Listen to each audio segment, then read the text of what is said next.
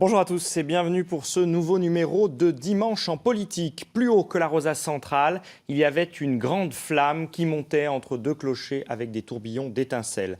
Ce passage de Notre-Dame de Paris de Victor Hugo est devenu triste réalité le 15 avril, il y a tout juste 20 jours. Vous vous souvenez tous de ces images, un feu qui part des combles, une flèche qui s'effondre et un monument historique qui menace de vaciller. Depuis, l'émotion s'est emparée de tous les Français et bien au-delà. Alors, comment préserver notre patrimoine, notamment lors des nécessaires chantiers de restauration? Peut-on vraiment protéger de tels édifices? Comment expliquer l'immense émotion, mais aussi l'élan de générosité après l'incendie? Notre-Dame de Paris va-t-elle devenir l'arbre qui cache la forêt d'un patrimoine en péril? Peut-on sauvegarder tous nos monuments et à quel prix? Autant de questions qu'on se pose ce dimanche matin en direct avec nos invités. Anne Materon, bonjour. Bonjour. Vous êtes la directrice régionale des affaires culturelles en Bourgogne-Franche-Comté. Merci d'être avec nous. Guy Bédel, bonjour. Bonjour. Vous êtes le délégué régional de la Fondation du patrimoine, à ce titre l'un des organismes qui collectent des dons pour Notre-Dame de Paris. Mais pas seulement, vous nous le direz certainement. Bruno François, bonjour. Vous êtes conservateur aux Hospices de Beaune, qui ont connu un incendie de leur toiture en 2008. On y reviendra également avec vous. Paul Godard, bonjour. Bonjour. Vous êtes architecte à Dijon. Vous avez présenté un projet de reconstruction quelques jours seulement après l'incendie. On en parlera bien sûr ensemble. Merci à tous d'avoir accepté cette invitation. Et vous qui nous regardez, vous pouvez bien sûr commenter cette émission en direct sur les réseaux sociaux avec le hashtag Dimpol Bourgogne. J'ai envie de vous demander, parce qu'on vient de voir ces images, Anne Materon, quel a été votre sentiment quand vous avez vu ce feu dans cette cathédrale? Vous êtes tous ici autour de la table des passionnés du patrimoine. Quel a été votre sentiment personnel? Je ne m'adresse pas à la directrice régionale des affaires culturelles. C'est quelque chose, d'abord une espèce d'incompréhension, l'impression que c'est pas possible, parce que cette cathédrale est là depuis des siècles et qu'on a l'impression qu'elle est immortelle. Et là, c'était vraiment une sensation de drame. Guy Bédel, votre sentiment? Émotion, et en même temps comprendre que rien n'est éternel et qu'un problème peut vite arriver et qu'il faut vraiment se garantir contre ces problèmes. Bruno François? Moi, ça m'a rappelé bien sûr les hospices de Beaune, donc nos chantiers de restauration, et on sait que les départs de feu, il faut les traiter immédiatement, et du coup, c'est une grande émotion en se disant on est passé à côté de quelque chose de catastrophique, quoi. Paul Bédard? Beaucoup de tristesse et en même temps une sorte de fascination devant ce feu qui n'arrête pas de brûler, presque un peu capté par l'image. C'est vrai, il y a eu ce sentiment parfois un peu ambivalent chez beaucoup de personnes qui regardaient ces images terrifiantes. Ça pose évidemment, et Bruno François le disait, la question de la préservation de notre patrimoine au sein même des chantiers de restauration. Presque un paradoxe. On a besoin de ces chantiers pour sauver et protéger notre patrimoine et en même temps, ils sont toujours un risque. On a vu, on va parler des hospices de Beaune dans un instant, mais il y a eu d'autres cas dans l'histoire, beaucoup, où quand il y a des chantiers, il y a des risques d'incendie. Anne Materon, vous, à la DRAC, vous êtes vigilant aussi à ces questions-là. Alors, c'est pas que à la DRAC. Il y a des protocoles de sécurité. Oui. Des travaux. Mais il y a aussi le groupement des monuments historiques, il y a aussi des processus de marché public, des obligations pour gérer la sécurité des chantiers. Et il faut relativiser aussi le nombre de chantiers monuments historiques en France. Plus de 40 000 monuments historiques inscrits et classés, plus de 22 500 qui appartiennent aux collectivités publiques, près de 10-15 000 chantiers de restauration et de protection, et quand même, heureusement, très peu d'incendies de ce type. Des protocoles de sécurité, des vigilances très normées, des personnels, des experts très attentifs, des entreprises monuments historiques très attentives aussi. Voilà. Mais est-ce qu'on y pense? On imagine qu'on y pense. Évidemment, il y a des normes de sécurité. Tout le monde prend les précautions nécessaires. Personne n'en doute, en fait. Mais on sait que le risque potentiel est là. Et ça, j'imagine que quand vous allez vous rendez sur des visites de chantier, j'imagine que c'est quelque chose auquel vous pensez. Oui, mais tout est... Enfin, non, on n'y pense pas tout le temps parce que ça serait un handicap, on ne ferait avancer. plus rien.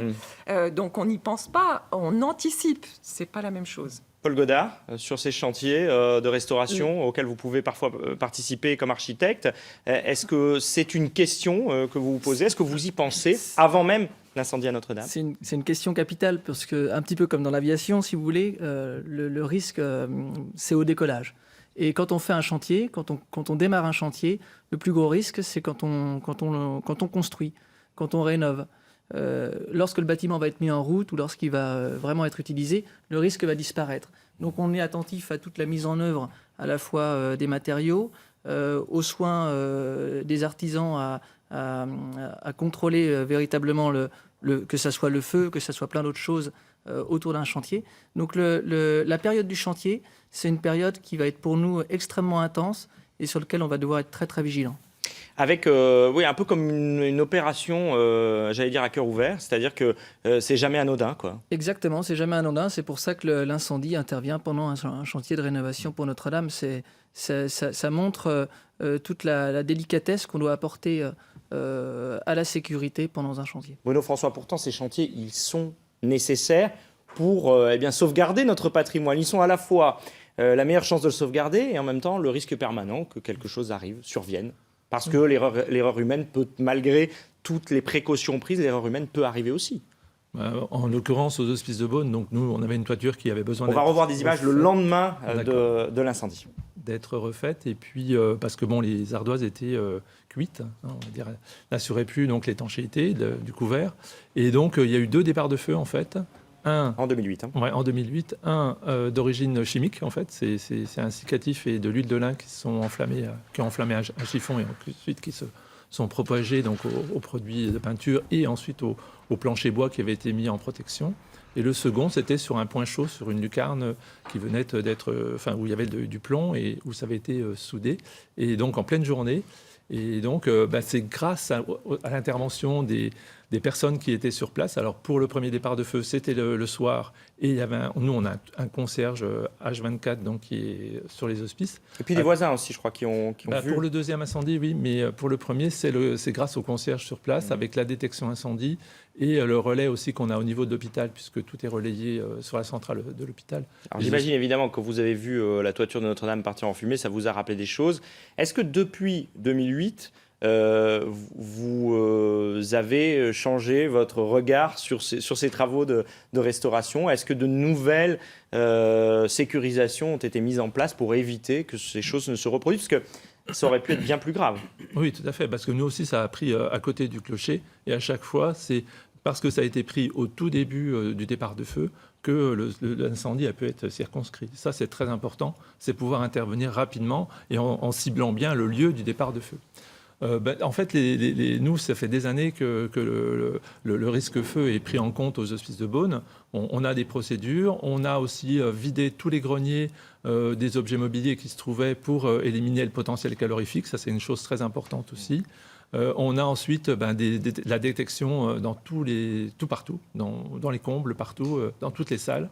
Donc avec un relais sur une centrale, on a une personne H24, mais on a aussi un plan de sauvegarde, c'est-à-dire que les œuvres sont repérées pour être retirées rapidement en cas de départ de feu juste au-dessus. Mais tout cela doit être visité en permanence parce que c'est de la prévention et on s'endort un peu parfois quand il n'y a rien eu. Oui. Et donc là, c'est vraiment une piqûre de rappel pour repartir et s'interroger à nouveau. Guy Bédel, vous qui toute l'année essayez de préserver le patrimoine à la Fondation du patrimoine, évidemment, vous vous dites que c'est quand même bien dommage de faire des travaux de restauration pour finir comme ça. C'est sûr. Mais en même temps, je trouve que ça montre que les choses ne sont pas pérennes, qu'il faut faire très attention. Et la sécurité aussi, moi qui viens du monde de l'entreprise, on faisait des répétitions tous les mois sur les problèmes de sécurité, parce qu'après, on croit que ça marche. Mais pour ça ne pas marche s'endormir, disait Bruno François. Ouais. Parce que ça peut arriver. Et avoir des pratiques récurrentes pour simuler des incidents et vérifier que les moyens et les hommes sont bien adaptés à la situation. Parce qu'on disait, Anne Matron disait, par rapport à tous les chantiers qu'il y a, évidemment, ça n'arrive pas souvent, mais alors, soit c'est un phénomène de loupe avec les médias, soit c'est le hasard du calendrier, mais il il n'y a pas si longtemps une église en Franche-Comté, récemment les thermes de Bourbon-Lancy, le lendemain ou le surlendemain de ce qui s'est passé de l'incendie à Notre-Dame de Paris. Et on voit quand même que ce sont des choses qui existent et qu'il faut de plus en plus prendre en compte. Ça veut dire que vous allez... Il y a aujourd'hui, a été lancé par le ministère de la Culture un audit de la sécurité dans les cathédrales. Est-ce que ça veut dire que vous allez renforcer les normes de sécurité dans les mois qui viennent, que ce soit pendant les chantiers ou en dehors, avec évidemment les questions d'alerte incendie? Alors, notre ministre, Franck Riester, a bien entendu lancé plutôt une campagne de vérification, puisque ces mesures de prévention, elles existent. C'est d'ailleurs une forme d'audit. C'est d'ailleurs le plan de prévention des objets qui ont permis quand même de sauver les collections de Notre-Dame. Bien sûr. Et il faut souligner aussi l'engagement des pompiers et des services de secours incendie, et le lien, c'est les plans de sauvetage, les exercices d'évacuation, et puis aussi la sécurité de tous les établissements qui reçoivent du public. Et qui ont permis, ce protocole a permis qu'il n'y ait pas de blessés. Mais maintenant, il faut sans doute essayer d'anticiper pour que ça n'arrive pas, même si effectivement les pompiers ont été extraordinaires pendant l'incendie. L'idéal aurait été sans doute que le feu n'arrive pas. Oui. Alors, ou en tous les cas, qu'on l'apprenne plus vite, plus rapidement, qu'on puisse agir plus vite. On est tous partisans du risque zéro. Oui, oui. Non, mais on sait qu'il n'existe pas forcément. Mais est-ce que ça veut dire que vous allez faire le tour des monuments, revoir les systèmes de sécurité, vérifier que tout fonctionne, enfin ne pas s'endormir, ce que disait Bruno François? Bien entendu, mais je pense qu'on ne s'est jamais endormi. Enfin, mais il y a un risque, quand il n'y a pas d'événement. C'est vrai que pendant un temps, on peut ne pas y penser. Même si je sais que les protocoles, vous nous l'avez dit, j'entends, mais est-ce qu'il ne faut pas sans cesse finalement être sur le qui-vive? Alors, on a au ministère de la Culture un inspecteur chargé de la sécurité qui régulièrement, avec les comités d'hygiène et de sécurité, avec les représentants du personnel, parce que le sujet de l'incendie pendant les travaux, c'est aussi le sujet de l'incendie et des risques d'ouverture au public et des conditions de travail des agents. Bien sûr. Donc, on est tous sensibilisés vraiment par ce risque qui existe partout, tout le temps. Et on a vraiment des protocoles très réguliers. Alors, effectivement, le premier réflexe, ça a été de dire, moi, le lendemain de Notre-Dame, j'ai regardé quels étaient les chantiers dans les cathédrales de la Bourgogne-Franche-Comté. Il y en a 4. Il y a dans des travaux de charpente. Donc, on vérifie avec l'architecte des Bâtiments de France et l'architecte en chef des monuments historiques où ils en sont. On vérifie. Oui, bien sûr. Donc, mais on ne réinvente pas. Oui, bien Tout sûr. existe. J'aimerais qu'on a évoqué l'émotion autour de cet incendie il y a 20 jours maintenant. J'aimerais qu'on évoque la générosité, Guy Bédel. Plus d'1 milliard récolté en quelques jours seulement. Les dons continuent à arriver à la Fondation de France et aux autres organismes la Fondation de France, oui, et la Fondation du Patrimoine et la Fondation Notre-Dame. Enfin, les organismes qui récoltent, qui sont chargés officiellement de récolter de l'argent pour sauver cette cathédrale et pour la reconstruire. Est-ce que vous êtes impressionné, vous qui passez votre année à récolter des fonds pour sauver le patrimoine de notre région aussi, qui en a besoin également? Est-ce que vous avez été impressionné, surpris, dubitatif? Je ne sais pas. Bon, impressionné, d'une part. Impressionné parce que quand même, on a réagi, Fondation du Patrimoine, très rapidement pour lancer une souscription pour Notre-Dame. Dès le lendemain. Je crois que c'est même le soir même, pratiquement. Dès le lendemain, le site était ouvert. Dans la nuit, le lendemain, le site était ouvert. Et je dirais, on a eu le déclic quand même de certains grands donateurs. Oui, on va y venir peut-être. Qui ont montré tout de suite la voie. Oui. Ceci étant, en termes de personnes privées, on était à 14 millions d'euros quand même collectés. Oui. Le reste, plus d'1 milliard. Oui. Donc on s'est aperçu qu'en termes de collecte de personnes privées, c'est autant pour la Fondation du Patrimoine dans une année. Ça doit vous faire plaisir, vous qui êtes passionné du patrimoine, que finalement les gens se soient autant mobilisés. On n'y croyait presque pas. Enfin, on a été un peu surpris d'une telle mobilisation, Bruno François. Non, je ne suis pas trop surpris parce que je pense que c'est un élan de générosité. C'est vraiment très choquant quand on voit ce monument partir en flammes. Et je crois que les gens ont vraiment envie de contribuer à sa rénovation, à sa restauration, parce qu'il y a des gros besoins quand même. il y a eu de gros dégâts qui ont été faits par le feu et aussi par l'eau et les chutes aussi de charpente qui ont bien sûr endommagé considérablement. Est-ce que vous comprenez les polémiques qui sont nées dans la foulée autour de tout cet argent pour finalement un monument, alors qu'il y a peut-être d'autres causes qui mériteraient, je ne sais pas qui souhaite s'exprimer, Guy Bédel. Oui, je peux m'exprimer. On peut se dire, c'est l'arbre qui cache la forêt, Notre-Dame, et puis en même temps, on peut se dire, mais avec Notre-Dame, on va essayer de faire mieux. Et moi, Quand je disais autre cause, je pensais aussi aux polémiques autour des causes humanitaires, par exemple, qui auraient pu avoir de telles sommes, y compris de la part des généreux donateurs que vous évoquiez au début. Mon point de vue est complémentaire, si je puis dire. Oui. Je rappelle quand même que l'argent qui vient pour le patrimoine génère de l'activité pour des entreprises sur des savoir-faire précieux. Donc ça, et qu'on souhaite conserver. Donc ça crée de l'emploi, ça fait venir des touristes, vous allez nous dire aussi. Écoutez, Notre-Dame, 15 millions de personnes visitaient, mais nous, on a d'autres édifices là aussi qui demandent des visites. Donc on fait du beau et de l'attractivité. Cette attractivité, c'est aussi de l'économie, d'accord ? Et puis, on essaye aussi de faire des événements sympas pour les collectes de dons sur toute la Bourgogne-Franche-Comté. Donc, je dirais, ce sont des valeurs positives. Et cet argent qui sert aux entreprises peut permettre de financer de l'économie sociale et solidaire par rebond. Mais on a besoin d'activité en France, donc profitons de notre patrimoine pour générer de l'activité. Alors justement, est-ce que Notre-Dame, c'est l'arbre qui cache la forêt, Anne Materon ? Est-ce que tout notre patrimoine a besoin de restauration finalement ? Mais là, il y a un engouement particulier parce qu'on a vu ces images qui nous ont tous marqués, quoi.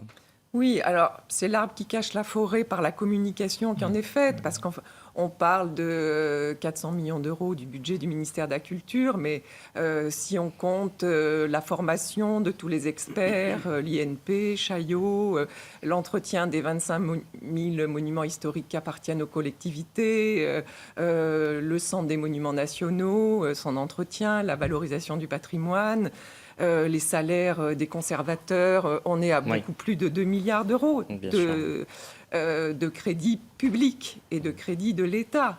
Parce que toutes les préfectures sont quasiment monuments historiques. Peut-être qu'on ne se rend pas compte. Notre-Dame a montré, parce que c'est à Paris, parce que c'est un symbole, a montré la force du patrimoine. Et l'attachement des Français à leur patrimoine. Des Français et la force du patrimoine dans une ville. Mais je crois qu'on peut parler ici aux Dijonnais, aux gens qui habitent Besançon, à cette richesse de toute la région.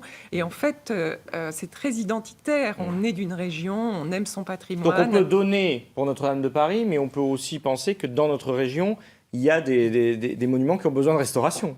Mais il y a des monuments qui ont besoin de restauration et l'État et les collectivités et les particuliers, les propriétaires privés consacrent des crédits. Il n'y a pas zéro, il n'y a pas tout pour Notre-Dame et zéro pour la restauration des monuments historiques. Il y a énormément d'argent sur la restauration des monuments historiques. Sur cette dichotomie entre ce qui se passe à Notre-Dame de Paris et puis tous ces monuments. Stéphane Bern, avec Guy Bédel et la Fondation du patrimoine, par exemple, se démènent pour essayer d'expliquer qu'il y a plein de choses qui si on n'y fait pas attention, peuvent disparaître aussi. On a un pays qui est très riche en patrimoine et forcément, on ne peut pas tout entretenir en même temps. Mais néanmoins, il y a quand même une attention de tous les jours, à la fois de l'État, des collectivités, des conservateurs, pour sauvegarder ce patrimoine. Alors c'est vrai qu'il faudrait plus de moyens parce qu'on aimerait que tout soit rutilant et en très bon état tout le temps.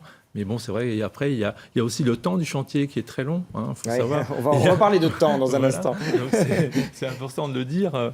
Mais bon, moi, je ne suis pas surpris de l'engouement des gens. Puis c'est aussi un édifice représentatif du culte catholique. Et donc, c'est quand même la première cathédrale de France. Donc, c'est emblématique. Est-ce que ça peut entraîner, vous avez commencé à le dire tout à l'heure, je vous ai coupé, Guy Bédel, mais est-ce que ça peut entraîner un engouement aussi pour des autres lieux de patrimoine et finalement se dire qu'on y est plus attaché que ce qu'on pensait? Et justement, sur cet événement, il faut essayer de rebondir. Et il y a plusieurs façons de rebondir. Par exemple, le nombre de projets Bern 2019, j'aimerais qu'il soit en augmentation par rapport à ce qu'on a fait l'an dernier, n'est-ce pas, Madame la Directrice? Parce que je pense que c'est l'occasion de montrer une communication sur, je ne sais pas, une trentaine d'édifices en Bourgogne-Franche-Comté qui ont toutes leurs valeurs, toutes leurs différences. L'autre point qu'on pourrait imaginer, c'est au sujet des entreprises, de l'ensemble des artisans qu'on pourrait mieux mettre en valeur, d'accord ? De faire aussi plus de jeunes qui participent à formation, etc. Reconnaissance de formation, on pourrait avoir un label patrimoine pour les entreprises, par exemple.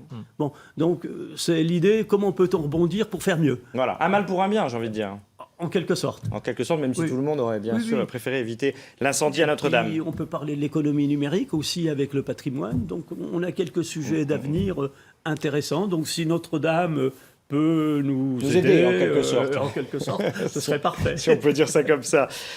Paul Godard, vous avez présenté un projet, on va en parler parce que vous êtes architecte à Dijon et votre cabinet a présenté un projet très rapidement derrière avec quand même en arrière-fond les propos du président de la République, rebâtir Notre-Dame en 5 ans, et puis la question du coût, évidemment, de cette reconstruction, même si on a vu qu'il y a déjà plus d'1 milliard qui est arrivé dans les caisses pour financer cette reconstruction. Alors, pourquoi vous avez un petit sourire en coin quand vous regardez, pourquoi est-ce que vous avez lancé ce projet ? Pourquoi aussi vite ? Allez, est-ce que c'est un coup de com' ou est-ce que vous aviez envie de réaliser ce projet vraiment ? Alors en fait, il y a deux choses déjà. Nous, les architectes, on est des éternels optimistes. C'est-à-dire que c'est bien. Après la pluie, le beau temps, c'est ce qu'on se dit.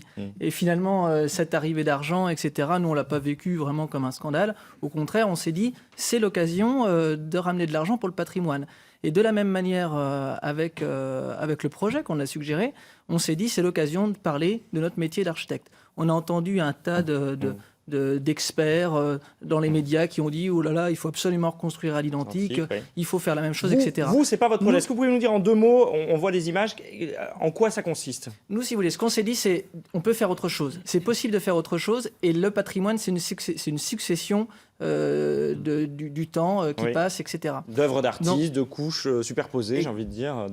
Et donc nous, l'idée qu'on a donnée, c'est tout simplement d'imaginer une autre toiture, non pas par sa forme, mais par son aspect qui pourrait être vitré, dans lequel on pourrait avoir une trace de cet événement qui nous a tous marqués. C'est-à-dire de dire que ce qu'on va reconstruire, on l'a reconstruit parce qu'il est arrivé quelque chose de dramatique ce fameux lundi. Donc garder une trace de ce qui s'est passé et puis privilégier aussi des visites sur le toit qui permettraient de désengorger aussi Notre-Dame par moment. Enfin, il y a quand même pas que le geste architectural.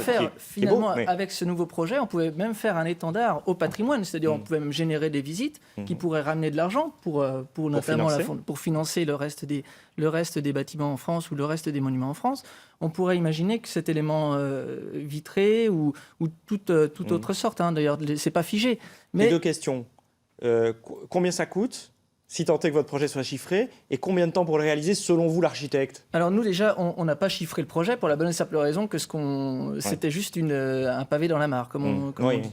On pense que l'argent est largement suffisant. À titre de comparaison, nous, on construit un collège de 700 étudiants, de 700 collégiens. On a besoin de 13 millions d'euros pour construire un collège pour 700 personnes. Que les contraintes sont pas exactement les mêmes. C'est pas tout à fait les mêmes. Donc je pense que avec 1 milliard, on va pouvoir se débrouiller. Et le temps ? Et ensuite, sur le temps, 5 ans, c'est raisonnable ? C'est pour le temps de la construction. On pense que c'est raisonnable. Ce qui n'est pas raisonnable, c'est la bureaucratie qui va être derrière. C'est tout ce qui va engendrer sur les expertises et la bureaucratie de manière générale qui va prendre du temps. J'aimerais entendre ceux qui sont autour de vous, à la fois sur le projet de Paul Godard. Est-ce que c'est quelque chose qui vous semble réaliste ? Est-ce qu'il faut reconstruire Notre-Dame à l'identique ou pas ? Bruno François, votre point de vue à vous, personnel, on entend bien, vous n'engagez personne. Non. Moi, je ne suis pas contre utiliser d'autres matériaux, mais quand même avoir un visuel à peu près identique. Par contre, ce qu'il ne faut pas oublier, c'est qu'en dessous, on a quand même tout un bâtiment à consolider, puisque l'incendie l'a fortement endommagé. Et ça, c'est très important. Et c'est un temps qui n'est pas incompressible. Guy Bédel, il faut reconstruire à l'identique Notre-Dame ou il faut... Je crois qu'il faudrait faire un concours. Ah bah ça paraît bien parti. Voilà, pour avoir de bonnes idées. Après, les donatrices et donateurs que j'ai pu croiser sont plutôt pour la reconstruction à l'identique. À l'identique, oui, c'est la majorité des Français dans les enquêtes d'opinion. Je demanderais quand même en termes d'opinion, c'est à celles et ceux qui ont donné. Oui, ça semble important. Qui me semble avoir une voix un peu prépondérante, mais en même temps, l'imagination, la créativité qui font la force de la France, pourquoi pas... Anne Materon, j'entends votre droit de réserve, mais quand même, entre quelque chose de moderne, une construction contemporaine qui pourrait marquer une époque aussi, comme l'a fait Viollet-le-Duc en son temps, ou la reconstruction à l'identique, vous avez une préférence, vous ? Là, j'ai envie de dire, de toute façon, le ministère de la Culture, il n'y a qu'à voir avec le MUSEM, ça fait très longtemps, et les architectes en chef aussi, ça fait très longtemps qu'on n'oppose pas la reconstruction à l'identique et l'architecture contemporaine. Mais là, on touche peut à un citer bâtiment. de grands monuments. Oui, mais ce qui est intéressant, ce qui est passionnant, c'est les échanges des experts. Et ceux qui sont... c'est vrai que c'est intéressant d'avoir que des jeunes architectes... alors, ce qui est un peu dommage, c'est que vous ayez l'impression qu'il faille lancer un pavé dans la mare, parce que c'est vraiment, ça fait partie de la formation des architectes du patrimoine que de se poser la question, et des architectes en chef, Oui, ils vous se la avez posent raison. tout le temps. Oui, bien sûr. Et je pense que mais c'est bien que ça intéressant, fasse polémique, parce que que ça fait de la communication. Quand on voit, on pourrait penser à quelque chose de moderne pourrait ne pas être forcément très beau sur une cathédrale gothique.